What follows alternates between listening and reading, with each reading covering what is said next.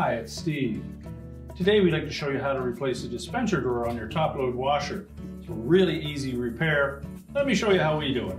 So to do this repair, we're simply going to open the lid up all the way. We'll pull the old dispenser drawer out until it reaches its stop. Press the release lever and remove it. Your original one may have had removable trays for cleaning. The replacement one doesn't. So we'll discard the old one. Now the new dispenser does have removable siphon caps,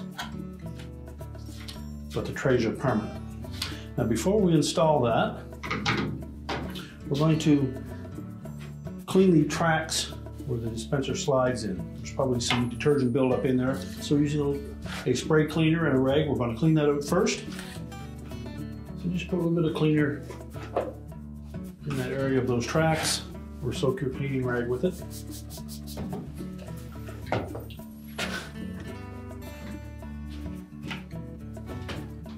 You take a long braided screwdriver to help you with that.